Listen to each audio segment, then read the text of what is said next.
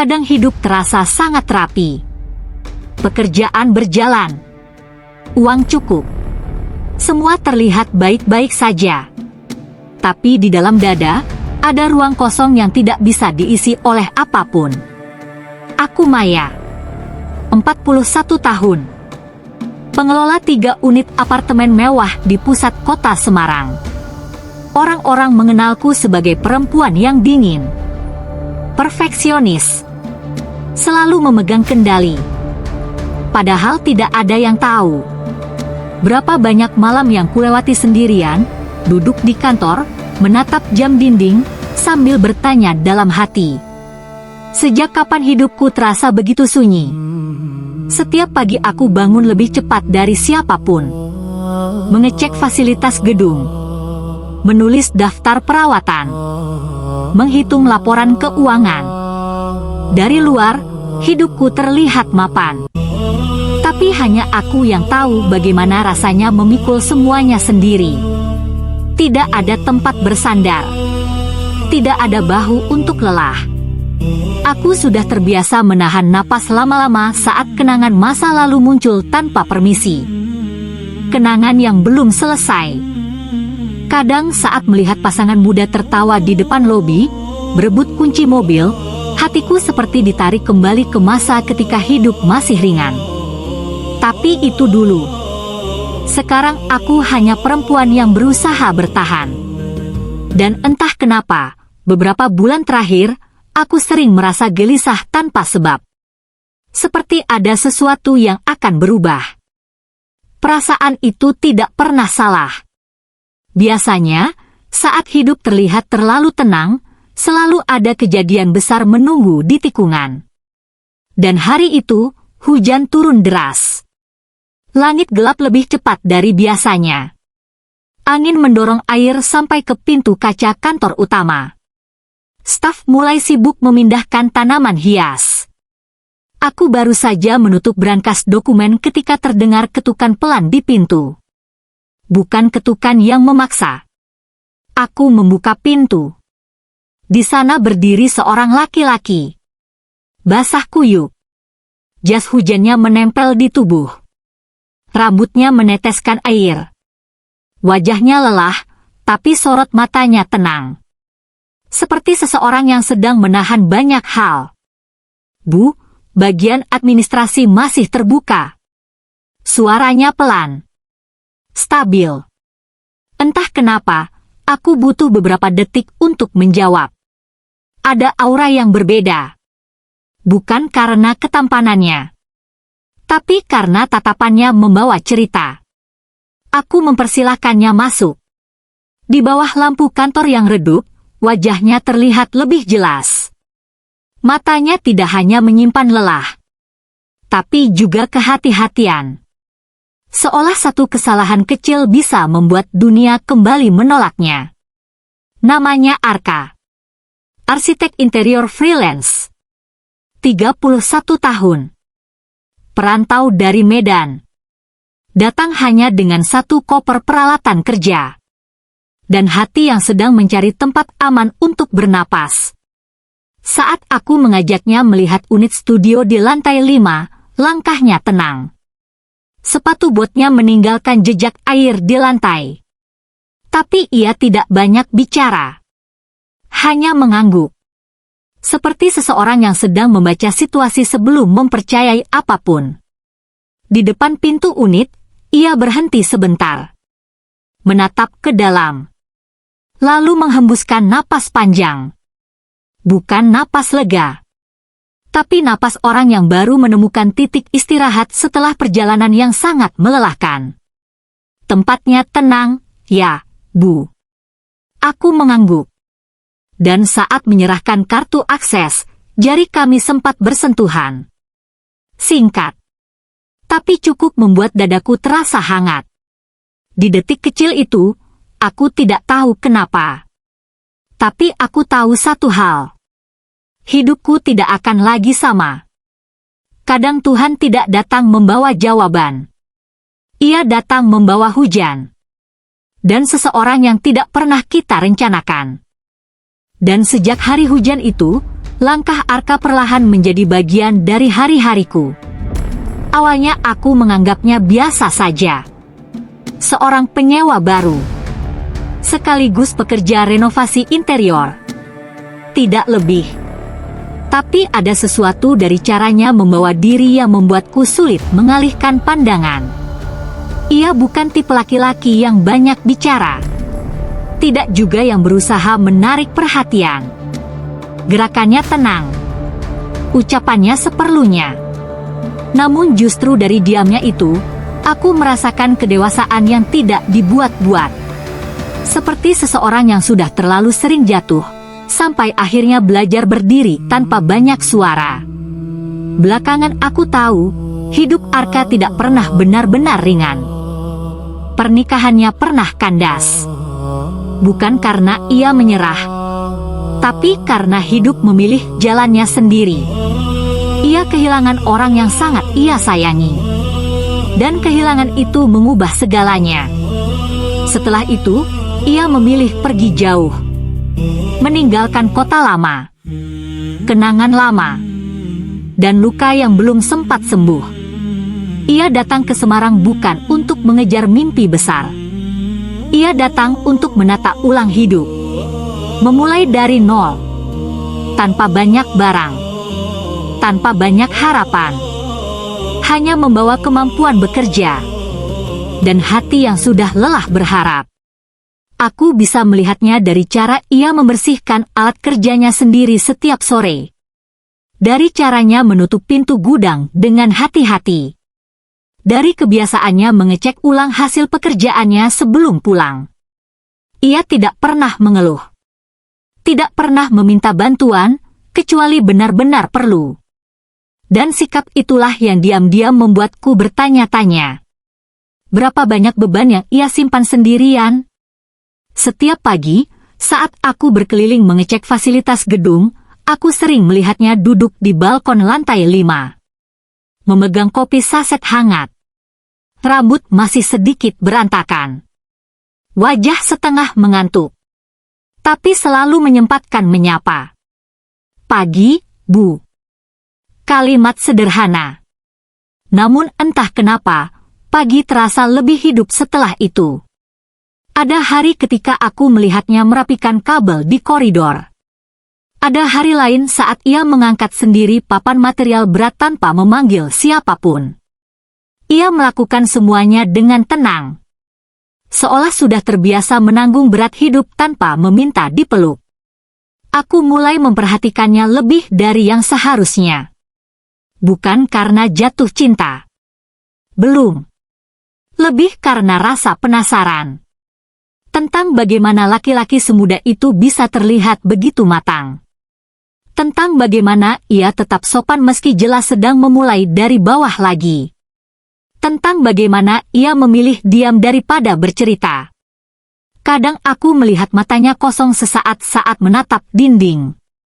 Seperti sedang mengingat sesuatu yang tidak ingin diucapkan. Dan di momen-momen kecil itu, aku merasa kami sama. Sama-sama menjalani hari dengan senyum tipis. Sama-sama menyimpan cerita yang tidak pernah selesai.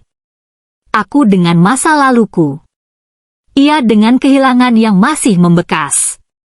Dua orang asing di gedung yang sama. Sama-sama terlihat kuat. Padahal sama-sama lelah. Dan tanpa kusadari, keberadaan Arka mulai mengetuk sisi hatiku yang sudah lama kututup. Pelan. Tidak memaksa. Seperti hujan gerimis yang tidak langsung membuat banjir. Tapi cukup untuk membasahi tanah yang kering. Aku belum tahu kemana cerita ini akan pergi. Yang ku tahu, sejak Arka datang, kesunyian yang selama ini menemaniku mulai terasa berbeda. Lebih hangat. Lebih hidup. Seolah Tuhan sedang mempertemukan dua jiwa yang sama-sama capek. Bukan untuk saling menyelamatkan, tapi untuk saling mengerti. Dan sejak hari itu, aku mulai menunggu langkah kakinya tanpa sadar. Bukan dengan harapan besar. Hanya rasa ingin tahu yang perlahan berubah menjadi kebiasaan. Aku mulai memperhatikan jam datangnya. Pagi sekitar pukul 7 lewat sedikit. Selalu membawa kopi murah dari warung depan. Kadang dengan roti tawar di tangan. Kadang hanya botol air putih. Aku juga mulai menyiapkan 2 cangkir saat membuat teh di pantry kantor. 1 untukku. 1 lagi, tanpa alasan yang jelas. Pertama kali aku memberinya teh hangat, ia terlihat kaget. "Terima kasih, Bu." Nada suaranya pelan. Matanya sedikit melembut. Hal kecil. Tapi sejak itu, kami mulai berbagi pagi. Tidak banyak bicara. Kadang hanya berdiri berdampingan, menatap hujan dari balik kaca. Kadang duduk terpisah, tapi cukup dekat untuk merasa ditemani. Aku tidak bertanya tentang masa lalunya. Ia tidak menanyakan kehidupanku. Kami seperti sepakat bahwa luka tidak harus selalu dijelaskan. Beberapa hari kemudian, ia mulai membantu hal-hal kecil di gedung. Mengangkat galon air tanpa diminta. Merapikan kursi ruang tunggu. Mengganti lampu lorong yang mati, padahal itu bukan tanggung jawabnya. "Sudah biasa kerja begitu," katanya saat kutanya. Aku mengangguk. Tapi dalam hati aku tahu. Ia bukan sedang bekerja. Ia sedang mencoba berguna. Dan itu membuat dadaku terasa sesak. Ada sore ketika hujan turun lagi. Aku terjebak lembur karena laporan bulanan. Saat keluar kantor, parkiran sudah hampir kosong. Aku berdiri sebentar di bawah kanopi, menunggu hujan reda. Tiba-tiba Arka muncul dari arah gudang. Membawa 1 payung besar. "Biar saya antar sampai mobil, Bu." Aku sempat menolak. Tapi ia sudah membuka payung. Kami berjalan berdampingan.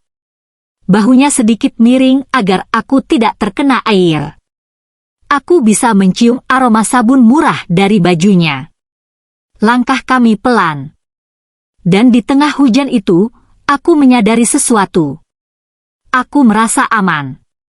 Sudah lama sekali aku tidak merasa begitu. Di depan mobilku, ia menyerahkan payung. Tangannya gemetar sedikit karena dingin. Aku ingin bilang banyak hal. Tapi yang keluar hanya, "Hati-hati pulang." Ia tersenyum kecil. Bu juga. Sejak malam itu, aku mulai menunggunya bukan hanya sebagai penyewa. Tapi sebagai seseorang yang kehadirannya membuat hari terasa lebih ringan. Ia mulai menanyakan kabarku. Aku mulai mengingat jadwal makannya. Kadang ku belikan nasi bungkus lebih. Kadang ia meninggalkan coklat kecil di meja kantorku tanpa berkata apapun. Perhatian-perhatian sederhana. Tidak romantis. Tidak dramatis. Tapi cukup untuk menembus dinding yang sudah lama ku bangun. Kami tidak pernah membicarakan perasaan. Kami hanya hadir. Dan ternyata, kehadiran bisa menjadi bentuk kasih yang paling sunyi. Aku melihat perubahan kecil dalam diriku. Aku pulang tidak terlalu larut. Aku tersenyum lebih sering. Aku tidak lagi merasa gedung ini terlalu besar. Karena ada 1 orang di dalamnya yang tahu caraku minum teh. Yang tahu aku suka duduk diam saat lelah. Yang tidak memaksaku bercerita, tapi selalu siap mendengarkan. Kadang cinta tidak datang dengan kata. Ia datang lewat payung di tengah hujan. Lewat secangkir teh hangat. Lewat seseorang yang memilih tinggal. Meski hidupnya sendiri belum benar-benar pulih. Dan di sanalah aku mengerti. Rumah tidak selalu berupa tempat. Kadang, rumah adalah seseorang yang membuatmu merasa tidak sendirian. Dan sejak itu, aku mulai menyadari satu hal yang membuat dadaku bergetar. Arka memperhatikanku. Bukan dengan cara posesif. Bukan juga dengan kata-kata manis.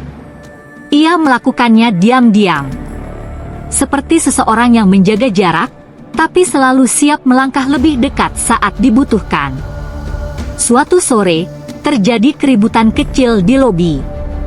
Seorang penghuni baru marah karena AC unitnya belum dingin. Nada bicaranya tinggi. Tangannya menunjuk-nunjuk ke arahku. Aku berdiri menjelaskan prosedur teknis, mencoba tetap profesional. Tapi hatiku berdebar. Aku tidak takut. Hanya lelah menghadapi manusia yang lupa bahwa kita semua sama-sama capek. Sebelum situasi memburuk, Arka tiba-tiba berdiri di sampingku. Tidak memegangku. Tidak menyentuh pundakku. Ia hanya berdiri. Tegak. Tenang. Maaf, Pak. Saya yang kerjakan instalasinya. Biar saya cek langsung sekarang. Suaranya rendah. Tidak keras. Tapi cukup membuat ruangan terasa berbeda. Entah bagaimana, amarah itu perlahan turun. Laki-laki itu mengangguk. Pergi bersama Arka menuju lift. Aku baru menyadari tanganku gemetar saat mereka menghilang. Dan untuk pertama kalinya setelah lama, aku merasa ada seseorang yang berdiri di depanku saat dunia mulai menekan. Malam itu, aku menemukan secarik kertas kecil di meja kantor. Tulisan tangan Arka. Unit 1207 sudah beres. Ibu jangan pulang terlalu malam. Kalimatnya sederhana. Tapi aku membaca itu berulang kali. Di perjalanan pulang, mataku panas. Bukan karena lelah. Tapi karena ada seseorang yang memikirkan keselamatanku tanpa pernah kuminta. Hari-hari berikutnya, aku mulai melihat pola. Ia menungguku turun parkiran jika aku lembur. Ia memastikan pintu gudang terkunci sebelum pulang. Ia selalu berdiri di sisi yang sama denganku saat ada rapat teknis. Bukan karena ingin terlihat dekat, tapi karena ingin siap kalau sesuatu terjadi. Aku tidak pernah meminta dijaga. Aku perempuan mandiri. Terbiasa menghadapi dunia sendiri. Tapi Arka datang bukan untuk membuatku lemah. Ia datang untuk mengingatkanku bahwa aku tidak harus selalu kuat sendirian. Suatu malam hujan kembali turun. Aku masih di ruang arsip, merapikan dokumen lama. Lampu lorong tiba-tiba mati sesaat. Gedung terasa sunyi. Aku terdiam. Ada rasa kosong yang tiba-tiba naik dari perut. Belum sempat aku bergerak, suara langkah kaki terdengar. Bu Maya? Itu Arka. Membawa senter kecil. Ia berdiri di ambang pintu. Lampu lantai 3 sempat konslet. Saya cek satu-satu. Ibu nggak apa-apa. Aku mengangguk. Tapi suaraku tidak keluar. Ia tidak bertanya lagi. Ia hanya menunggu sampai aku selesai. Kami turun bersama lewat tangga darurat. Aku di depan. Ia satu langkah di belakang. Jarak kecil itu terasa seperti pelukan yang tidak terlihat. Di parkiran, aku berhenti. Aku menatapnya. Aku baik-baik saja kok, kataku pelan. Ia tersenyum tipis. Saya tahu. Lalu ia menambahkan, tapi nggak apa-apa kalau sesekali tidak baik-baik saja. Kalimat itu menghantam dadaku. Karena selama ini, tidak ada yang pernah memberiku izin untuk lemah. Malam itu, di dalam mobil, aku menangis tanpa suara. Bukan karena sedih. Tapi karena ada seseorang yang melihatku sebagai manusia. Bukan hanya sebagai pengelola gedung. Kadang Tuhan mengirim penjaga dalam wujud yang sederhana. Tanpa sayap. Tanpa janji. Hanya seorang laki-laki dengan luka sendiri. Yang memilih melindungi, meski hatinya belum pulih. Dan di sanalah aku sadar.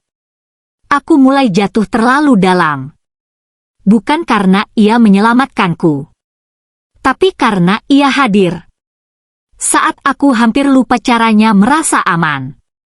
Dan sejak malam itu, jarak di antara kami tidak lagi sama. Bukan semakin dekat secara fisik, justru semakin hati-hati. Seperti dua orang yang sadar sedang berdiri di tepi perasaan, tapi sama-sama takut melangkah. Kami tetap berbagi pagi, tetap saling menyapa, tetap menukar senyum kecil.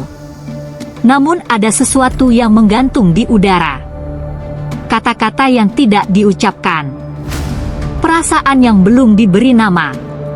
Sampai suatu malam, listrik gedung padam total. Hujan turun deras. Petir menyambar beberapa kali. Generator cadangan menyala, tapi hanya untuk area penting. Lantai 5 gelap. Aku sedang memeriksa panel utama bersama teknisi. Arka ikut membantu. Lorong panjang itu terasa asing tanpa cahaya. Hanya senter kecil di tangannya yang memberi garis terang di dinding. Kami berjalan pelan.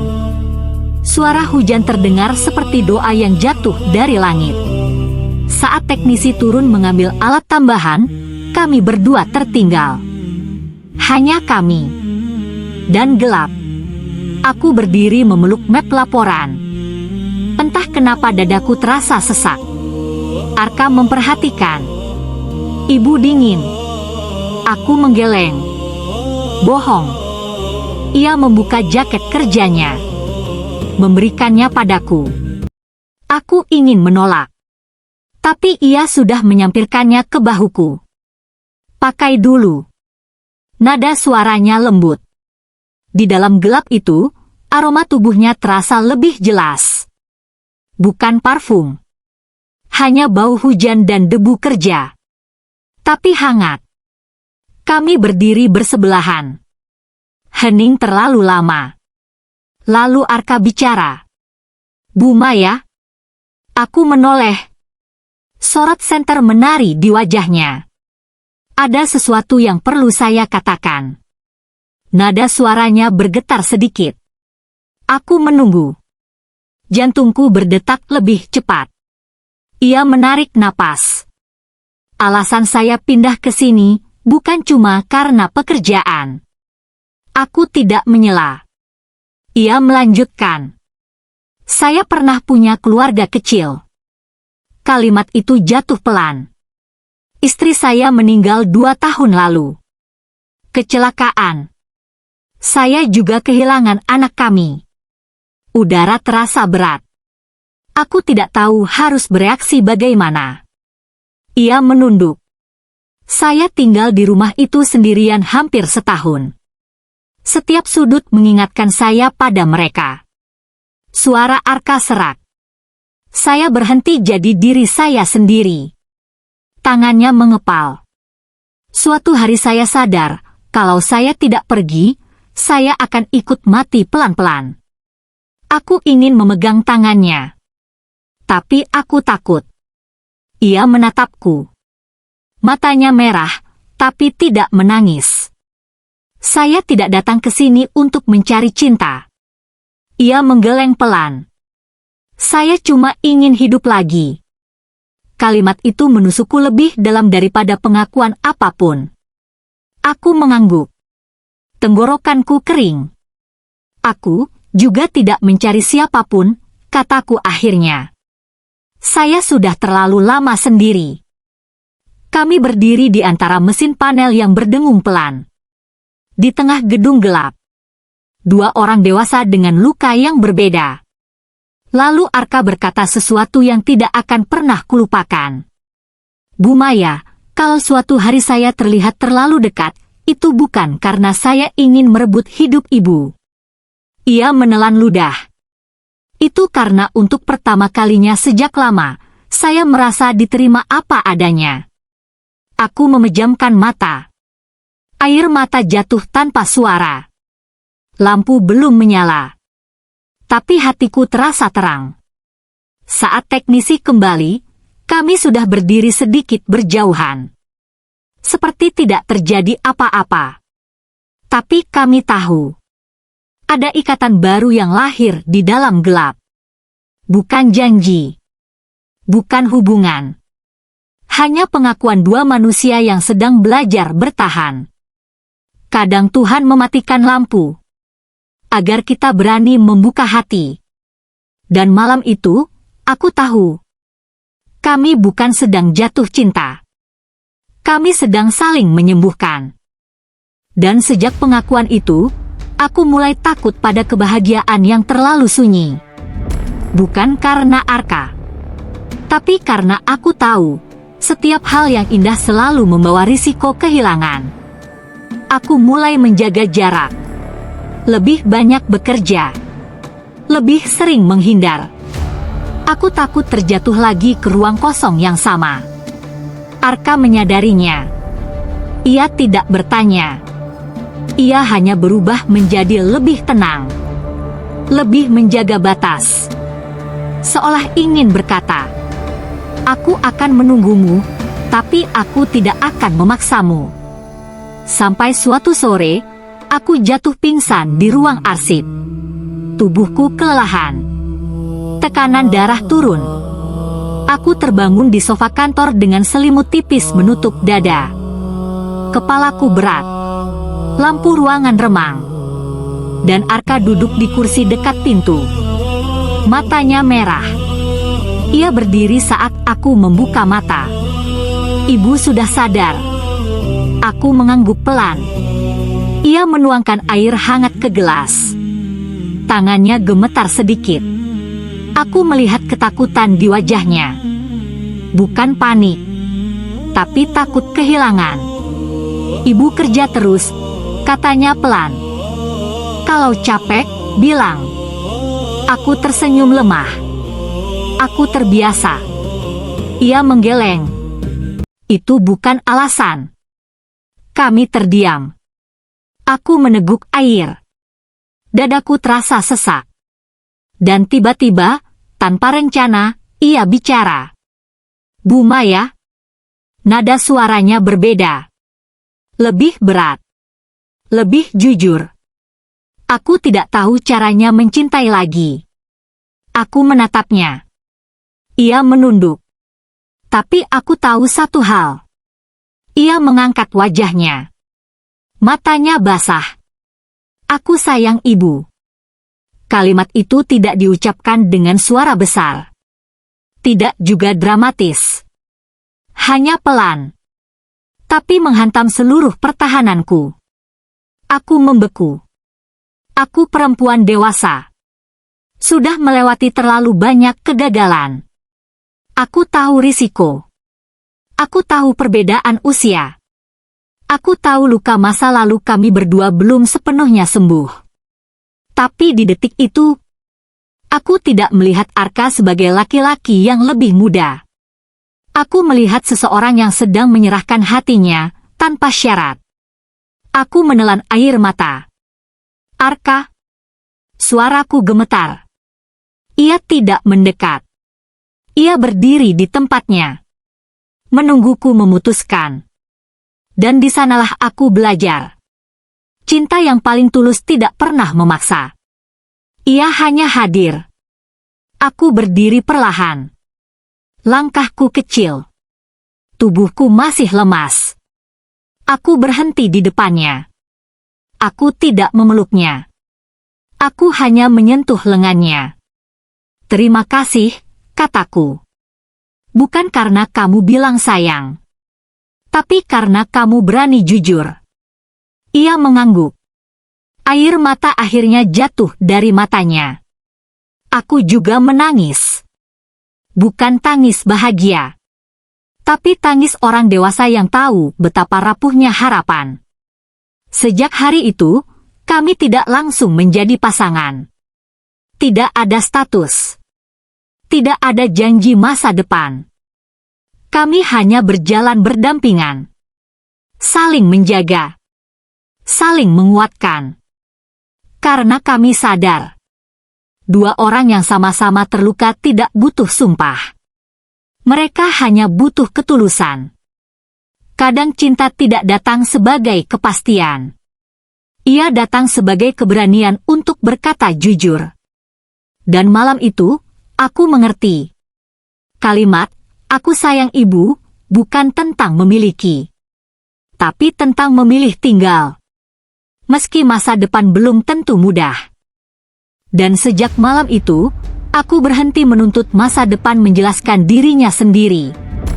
Aku tidak memberi Arka janji apapun. Tidak tentang pernikahan. Tidak tentang hidup bersama. Tidak tentang bahagia selamanya. Aku hanya membuka pintu. Pintu kecil di hatiku yang selama ini tertutup rapat. Aku membiarkannya masuk perlahan. Tanpa paksaan. Tanpa target waktu. Kami menjalani hari seperti biasa. Ia tetap bekerja. Aku tetap mengelola gedung. Kami masih minum teh di pantry. Masih berbagi payung saat hujan. Masih saling bertanya kabar. Tidak ada status yang diumumkan. Tidak ada foto bersama. Hanya dua orang dewasa yang memilih hadir, meski belum tahu akhir ceritanya. Kadang aku melihat Arka tersenyum kecil saat menyapu koridor. Kadang aku menangkapnya menatap kosong ke arah jendela. Aku tahu, luka itu masih ada. Dan aku juga tahu, lukaku sendiri belum sepenuhnya hilang. Kami tidak saling menyembuhkan dengan kata. Kami menyembuhkan dengan kesabaran. Ada malam ketika aku duduk sendirian di balkon apartemenku. Angin membawa bau hujan. Lampu kota berpendar seperti doa-doa kecil yang belum selesai. Aku bertanya pada diriku sendiri. Apakah aku siap membuka hati lagi? Jawabannya tidak pernah jelas. Tapi aku belajar satu hal. Bahwa cinta tidak selalu datang untuk disimpan. Kadang ia datang hanya untuk mengajarkan kita cara merasa hidup kembali. Arka tidak mengubah hidupku secara drastis. Ia tidak memberiku dunia baru. Ia hanya membuat dunia yang lama terasa lebih hangat. Ia mengajariku bahwa kekuatan sejati bukan tentang menahan semuanya sendiri. Tapi tentang berani membiarkan seseorang berdiri di sampingmu. Aku tidak menyelamatkan Arka. Arka juga tidak menyelamatkanku. Kami hanya saling menemani di fase rapuh yang sama. Dan itu ternyata cukup. Kadang Tuhan tidak mempertemukan dua orang untuk bahagia selamanya. Kadang Ia mempertemukan dua jiwa yang sama-sama lelah. Agar mereka belajar bernapas lagi. Aku tidak memberinya janji. Karena janji terlalu besar untuk luka yang belum sembuh. Tapi aku membuka pintu. Dan dari pintu kecil itu, cahaya mulai masuk. Pelan. Tidak menyilaukan. Namun cukup untuk menghangatkan. Jika kamu yang sedang mendengarkan cerita ini juga sedang lelah. Jika kamu merasa kuat tapi sebenarnya kosong. Ingatlah. Kamu tidak harus selalu baik-baik saja.